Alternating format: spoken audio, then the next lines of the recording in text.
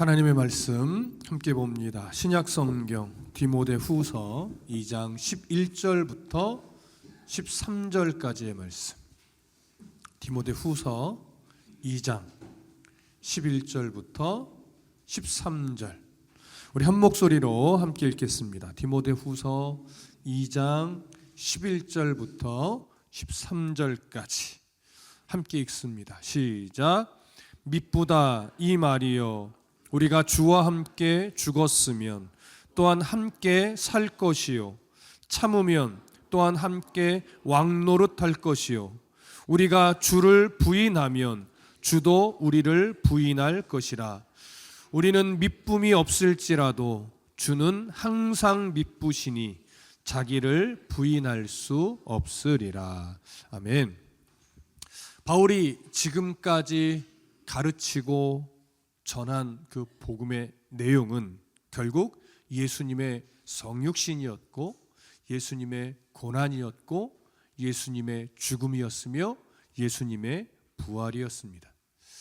이 사실을 통해서 우리는 구원에 이르는 것이고, 우리는 영원한 하나님 나라의 백성이 되는 것입니다.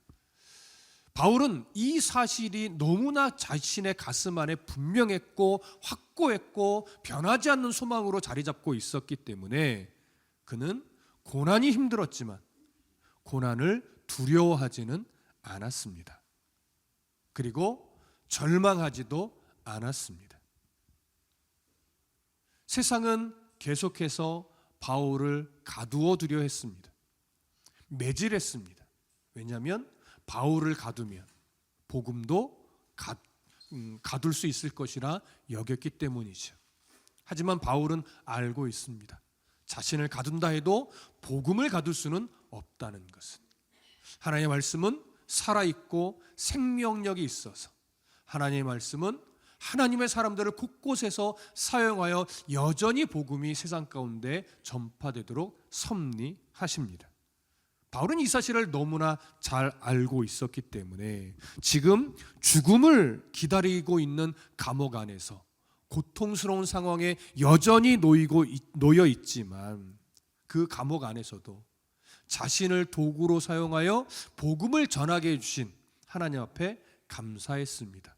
그리고 자신이 아니어도 여전히 세계 곳곳에서 사람들을 사용하여 복음을 전하실 그 하나님을 높였습니다. 그렇게 하나님을 자랑했지요. 이것이 바로 바울이 절망하지 않는 이유였고 죽음 앞에서도 소망을 가질 수 있었던 이유였습니다. 이 소망이 오늘 우리들의 가슴 속에서도 온전하게 채워져 있기를, 온전하게 우리의 가슴 속에 소망으로 자리 잡기를 간절히 소망합니다. 이제 바울은요, 또 복음에 대한 아주 본질적인 이야기와 함께 이 복음으로 인해서 하나님의 사람들이 또 사역자들이 어떤 영광을 누리게 될 것인가, 이 부분을 오늘 강조합니다. 차근차근 살펴볼까요? 우리 다시 한번 11절부터 13절을 읽겠습니다. 11절부터 13절 한 번 더 읽습니다. 시작. 미쁘다 이 말이여, 우리가 주와 함께 죽었으면 또한 함께 살 것이요, 참으면 또한 함께 왕노릇할 것이요, 우리가 주를 부인하면 주도 우리를 부인할 것이라. 우리는 미쁨이 없을지라도 주는 항상 미쁘시니 자기를 부인하실 수 없으시리라. 아멘.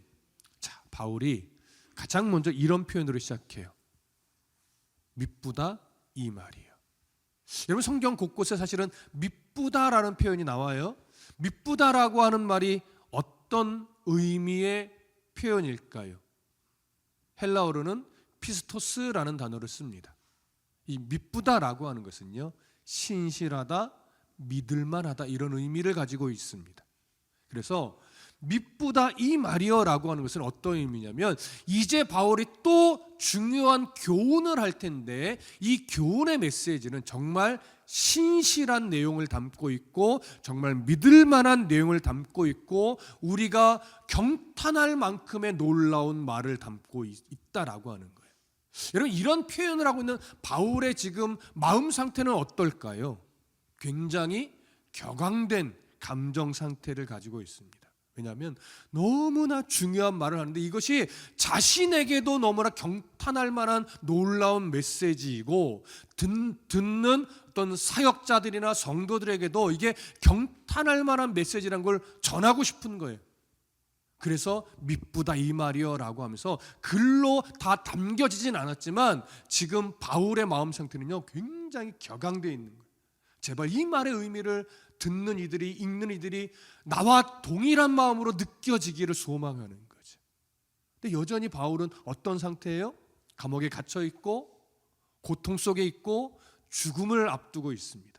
그런데도 이런 격앙된 감정을 지금 가지고 있다라고 하는 것은 바울이 지금부터 전하는 오늘의 메시지는요 정말 바울을 살게 했던 말씀이고 바울이 절망하지 않게 했던 말씀이고 바울이 어떤 상황에서도 소망을 잃지 않을 수 있었던 어떤 근거가 되는 말씀이기 때문에 그래요. 왜 바울이 이토록 격앙된 감정으로 소망 중에 이 신실한 메시지를 전하는 걸까? 그 메시지를 보겠습니다. 자, 이렇게 이어갑니다. 우리가 주와 함께 죽었으면 또한 함께 살 것이요. 이미 교회를 오래 다니신 분들은 이게 어떤 의미를 담고 있는 표현이겠구나 어느 정도 감을 잡을 겁니다. 우리가 주와 함께 죽었다. 어떤 의미겠어요? 바로 예수 그리스도께서 십자가에 죽으실 때 우리도 그 예수님의 죽음에 동참했다라고 하는 의미죠. 물론 우리의 어떤 종교적인 노력에 의해서 예수님의 십자가 죽음에 우리가 동참하게 되었다는 의미는 아닙니다. 메시아이신 예수 그리스도께서 우리의 죄를 끌어안고 십자가에서 자신의 생명을 내어주셨다는 사실을 우리가 인정하고 고백할 때 그때 성령께서 죄인이었던 우리의 신분, 죄와 사망의 권세에 올무잡혀 있던 우리의 영적인 신분을 십자가에서 함께 못 박은 자로 성령께서 선언해 주시는 거예요.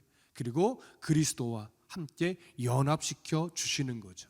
그로 인해서 우리가 이제 죄와 사망의 권세에 올무잡혔던 신분이 해방이 되어서 이제 그 죄책을 물을 수 없는 자로 그리고 하나님의 자녀된 신분으로 바꿔 주시는 거죠. 이 과정에 우리의 공로는 전혀 없다는 것. 이것이 바울의 강조점입니다. 따라서 우리는 우리의 공로는 없지만 절대적인 예수님의 공로로 인해 십자가에서 죄 용서를 받고 하나님의 자녀가 된 것입니다. 동일한 의미로 로마서 6장 3절에는 이렇게 기록되어 있어요. 무릇 그리스도 예수와 합하여 세례를 받은 우리는 그의 죽으심과 합하여 세례를 받은 줄을 알지 못하느냐. 예수 그리스도의 십자가에서 우리가 함께 죽음으로 우리는 세례를 받고 구원의 백성이 된 것임을 강조한 것이죠. 그 표현에 이어서 바울은 또한 함께 살 것이요 이렇게 표현했습니다. 로마서 6장 11절의 동일한 표현을 이렇게 설명해요. 이와 같이 너희도 너희 자신을 죄에 대하여는 죽은 자요 그리스도 예수 안에서 하나님께 대하여는 살아있는 자로 여길지어다. 이는 분명히 예수님이 다시 오실 그때에 우리는 하나님의 자녀가 된 자들은 주님과 함께 새하늘과 새 땅으로 가서 영원한 복락을 누리게 될 것이라는 의미입니다. 분명 이것은 우리의 미래적 소망이죠. 변할 수 없는 이미 확정된 미래적 소망이에요. 그런데 바울이 지금 이 표현을 사용할 때 미래적 소망만을 염두에 두고 말한 것일까요? 그렇지는 않다는 것을 우리가 알아야 합니다. 미래적 소망만을 주려고 이 표현을 한 것이 아니라 우리가 분명 미래에 주님 다시 오실 그때에 영원한 상급의 심판을 받고 새하늘과 새 땅으로 주님과 함께 가게 될 것은 이미 확정된 사실이지만 바울의 강조점은 그러한 미래적 소망과 함께 현재적 소망을 더해주는 거예요. 그럼 현재적 소망이라는 건 뭐예요? 주와 함께 산다라고 하는 현재적 소망은 어떤 의미겠습니까? 지금 살아내고 있는 현실의 삶 속에서 예수 그리스도와 함께 살아있는 자로 삶을 살아가라는 거예요. 이게 도대체 어떤 의미냐? 일단 바울 당시의 상황으로 가보셔야 돼요. 여러분, 바울 당시의 상황으로 가보면 예수 믿는 이들에게 이미 예정되어 보이는 일이 뭐예요? 일단 로마에 의해 핍박이 더 거세질 거예요. 그러다 보면 순교도 각오해야 되는 상황이 생겨날 거예요. 뿐만 아니라 에베소 교회를 중심으로 여러 지역에 이미 이단적 사상들이 퍼져가고 있었어요. 특히 에베소가 더 심했던 거죠. 그러니까 이단적 사상, 거짓된 가르침, 거짓된 사상이 자꾸 교회 안으로 스며들어와서 성도들을 미혹하고 있단 말이에요. 그러니까 그런 이단적 사상도 경계해야 되고 핍박도 견뎌야 되고 순교도 각오해야 되는 이런 삶을 살아가게 돼요. 그러니 당연히 여러분 두려울 수밖에 없고 피하고 싶을 수밖에 없고 절망의 마음을 가질 수밖에 없는 상황이란 말이죠. 그럼에도 성도는 주와 함께 죽은 자예요. 그리고 하나님과 함께 살아있는 자예요. 영원한 소망이 이미 확정되어진 자란 말이죠. 그러니 두려워도 절망스러워도 세상과 타협하여 하나님의 뜻과 상관없이 나의 안위를 위해서 살아가는 선택을 하는 것이 아니라 고단할지라도 핍박으로 온몸이 만신창이가 된다 할지라도 순교를 해야 한다 할지라도 우리는 복음을 위해 견디며 살아가라는 거죠. 여러분, 정말 힘든 요구예요. 정말 어려운 요구예요. 그러나 이렇게 요구를 할 수밖에 없고 이렇게 요구를 해야만 하는 내용이죠.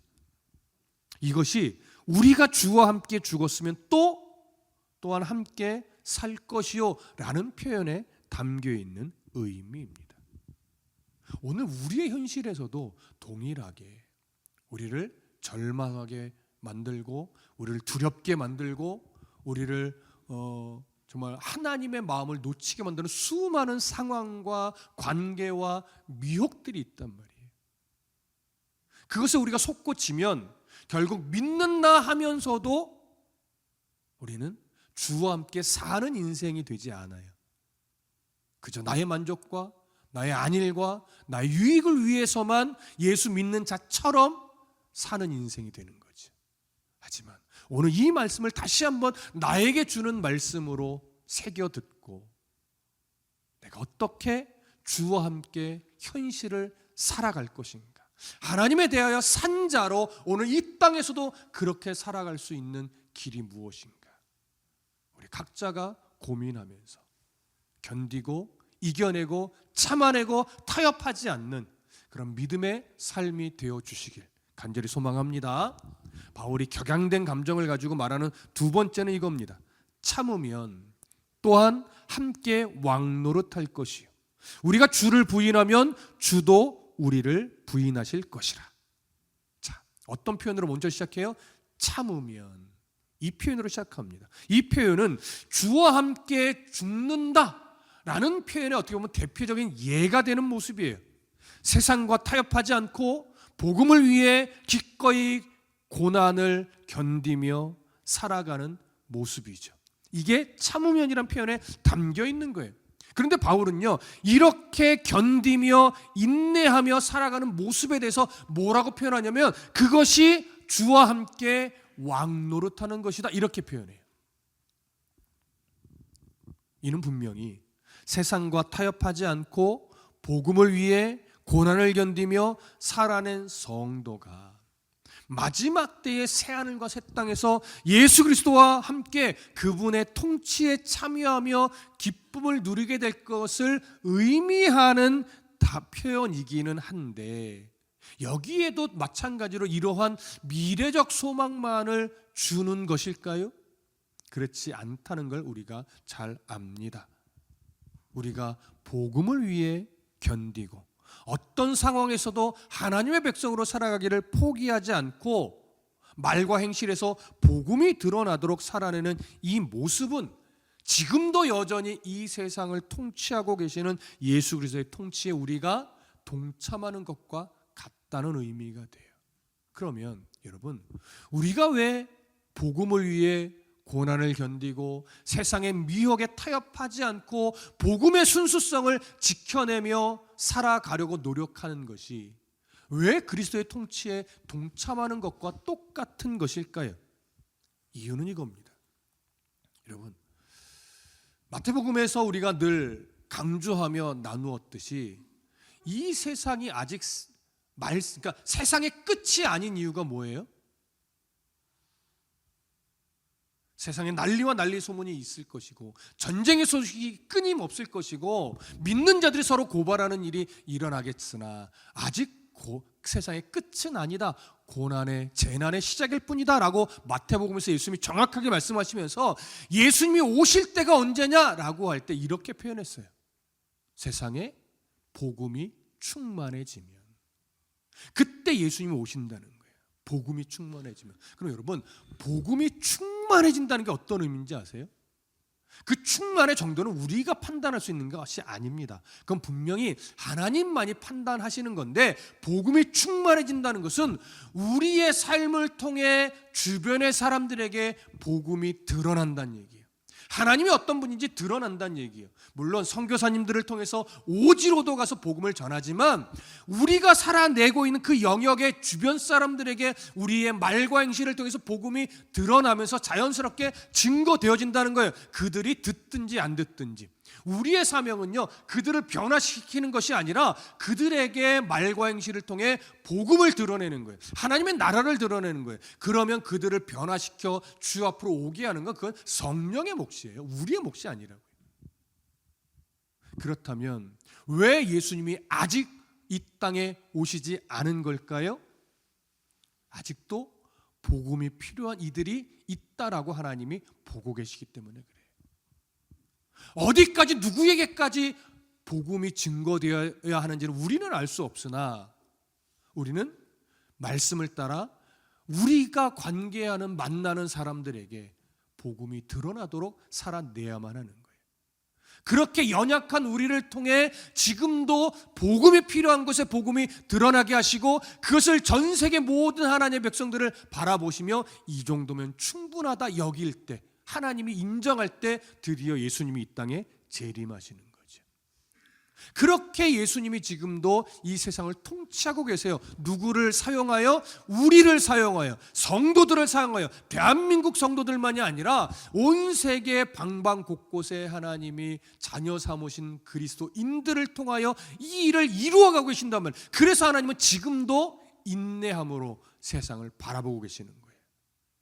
그러니 우리가 고난을 견딘다는 것은 단순하게 성숙함을 위해 참고 견뎌라 이것만을 의미하는 것이 아니에요. 우리가 복음을 가슴에 담고 하나님의 자녀로서 참고 견디는 삶을 살아낼 때 우리를 통해 복음이 드러나잖아요. 이게 하나님이 원하시는 통치 방법이란 말이에요.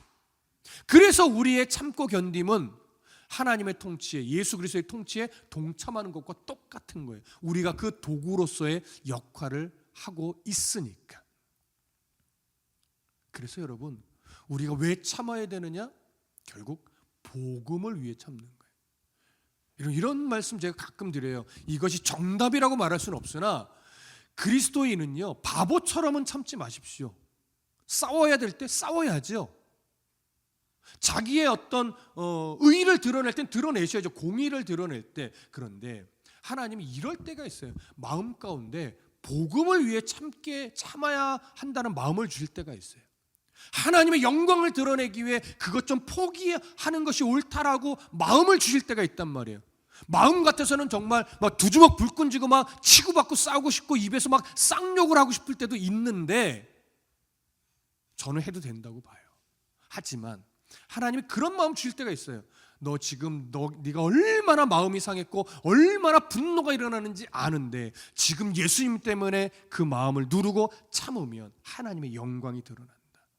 이렇게 마음 주실 때가 있단 말이에요. 그때는요, 정말로 치밀어 오르고 머리끝까지 분노가 치밀어 올라도요, 주님 때문에 참아내는 이 씨름을 하셔야 돼요. 그때는 하나님의 영광을 위해. 왜? 하나님의 영광이 나의 자존심보다 크기 때문에. 내가 지금 이 마음을 누르고 내 입을 이때 묶어놓고 내 손을 묶어놓고 내 감정을 묶어놓으면 하나님이 어떤 분인지가 드러나니까 그때는 참아내셔야지. 이해되십니까? 바보처럼 지지는 마십시오. 바보처럼 억울한 상황을 만들지는 마십시오. 그러나 복음이 내 안에서 움직일 때, 하나님 내 안에 복음을 위해 참으라 말씀하실 때, 그 마음이 들 때는요, 모든 것을 다 잃어버린다 할지라도 참을 수 있는 믿음의 용기가 필요한 거예요. 그게 하나님의 통치에 우리도 참여하는 겁니다. 여러분, 이게 쉬울까요? 안 쉬워요, 여러분. 이거 정말 어려운 거예요. 때로는 이렇게도 표현합니다. 이런 게 순교보다 어렵다고. 근데 저는 동의합니다. 내 분노를 누르는 것, 내 감정을 누르는 것, 내 이익을 포기하는 것, 때로는 순교보다 어려울 때 많아요. 그런데 그렇게 하라는 거예요. 그래야 복음이 드러나고, 그래야 하나님이 드러나고, 그 자리에서 하나님의 통치의 하심이 드러나요. 우리가 그렇게 하나님의 통치에 동참하는 겁니다. 그렇게 하나님의 나라는 확장되어져 가는 겁니다. 이 놀라운 진리를 바라보지 못하고 우리가 주를 부인하면 주도 우리를 부인한대요. 이건 무슨 말이에요? 그렇게 하나님이 마음 주실 때 하나님 그래도 난 못해요 하면서 내 분노를 터뜨리고 내 감정을 폭발시키고 폭력을 행사하고 이래버리면 하나님의 영광이 가려지고 복음이 드러나지 않는다라고 하는 거죠. 그렇게 하나님의 마음을 알면서도 하나님을 부정하듯이 너의 소견에 옳은 대로만 살아가면 주님도 우리를 모른다고 하신대요. 마태복음에서 여전히 말하죠. 우리가 선지자 노릇을 했습니다. 우리가 병을 고쳤습니다. 우리가 주를 위해 이것도 했고 저것도 했습니다. 라고 너희들이 아무리 말한다 하더라도 그것이 하나님의 뜻대로 한 것이 아니라면 나도 너희를 모른다고 할 것이다. 그러니까 무엇인가를 많이 했느냐가 중요한 것이 아니라 하나를 하더라도 하나님의 뜻 안에서 하는 것, 이것이 가장 중요한 것임을 예수님도 말씀하셨어요. 이건 우리에게요 경각심을 주기 위한 거예요. 그러니 더욱더 우리의 말과 행실에 하나님의 마음을 담고 뜻을 담아 하나님의 통치에 동참하는 마음으로 고난을 견디며 입술을 지켜내며 분노를 지켜내며 마음을 지켜내는 삶을 살아야 한다는 것. 그것이 하나님의 자녀다움이고 그것이 하나님의 통치에 참여하는 것이고 그것이 복음의 도구가 되는 삶이라는 것을 바울이 강조하는 거예요. 여러분, 이것을 우리가 인정한다면 한때 고난으로 인해 주님을 멀리할 수도 있고 한때 나의 분노를 절제하지 못하고 터뜨릴 수도 있고 한때 정말로 격앙된 감정으로 세상과 맞서 하나님의 영광을 가리울 정도로 싸울 수도 있겠죠. 그러나 주의 부르심에 다시 한번 반응하여 주 앞으로 복음 앞으로 돌아올 때 그 사람은 참으로 복된 삶이 되는 겁니다. 자, 이제 정말 중요한 말씀을 드릴 거예요. 잘 들으세요.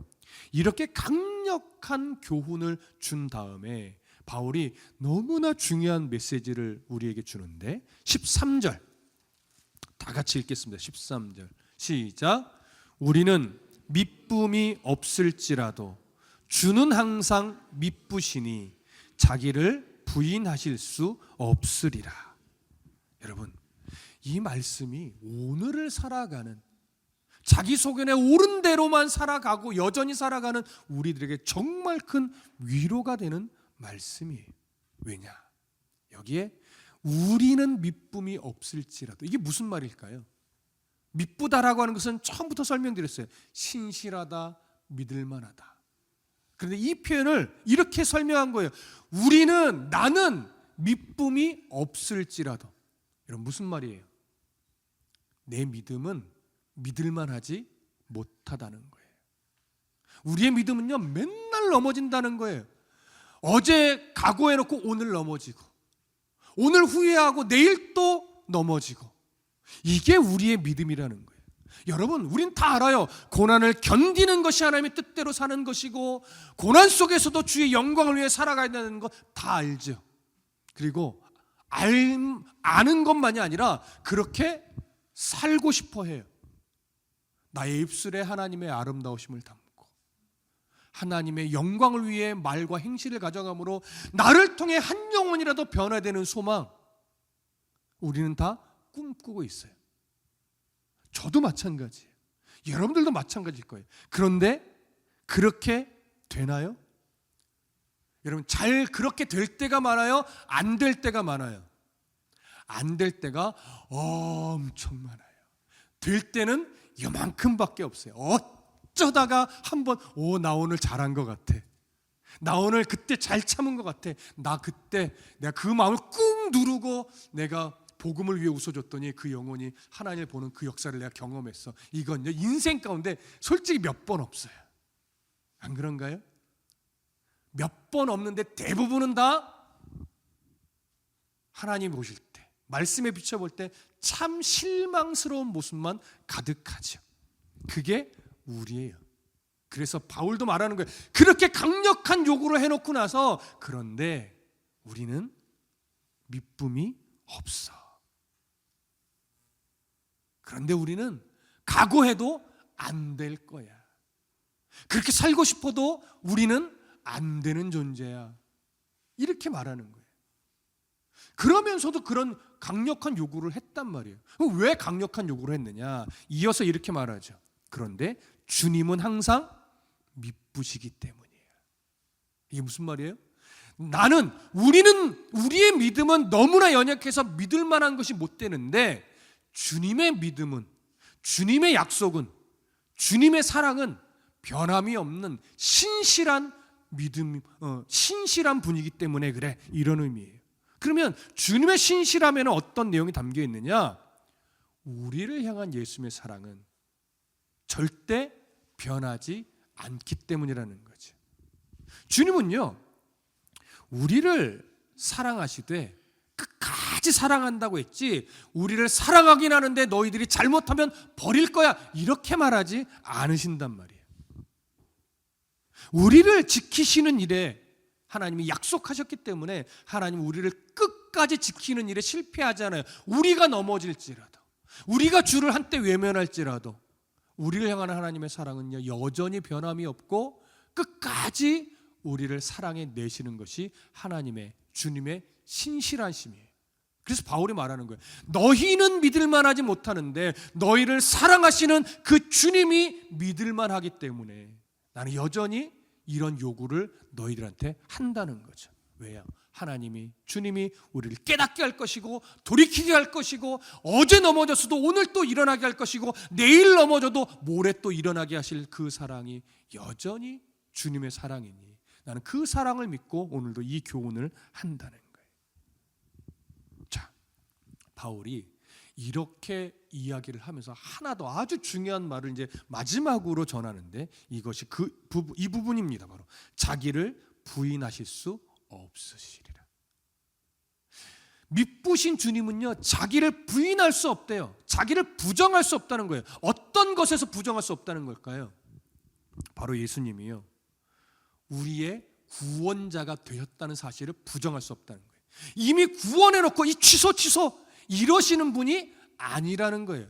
로마서에 보면 주님이 우리를 구원하신 것은요, 우리가 가장 악할 때, 더 이상 악하다고 말할 수 없을 정도로 악할 때 우리를 사랑하여 우리의 죄를 끌어안고 우리를 위해 십자가의 생명을 내어주신 사랑이라는 거예요. 더 이상 악할 수 없을 그때 우리를 사랑내셨는데 지금 우리의 모습 때문에 우리를 버리거나 외면하거나 하지 않는다라고 하는 거죠.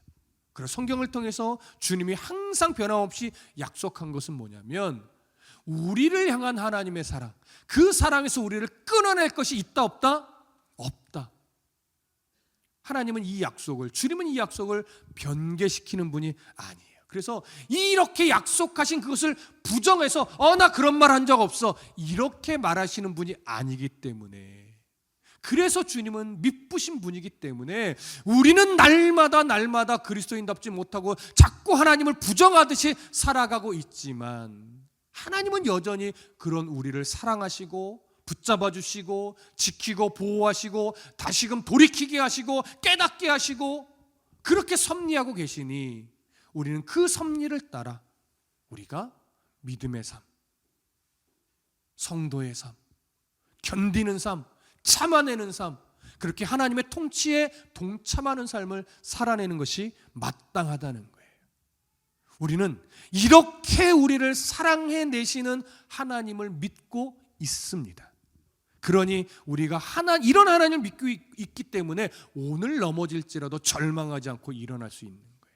상황이 힘들어도 그것 때문에 우리가 넘어지지 않을 수 있는 이유가 거기에 있는 거죠.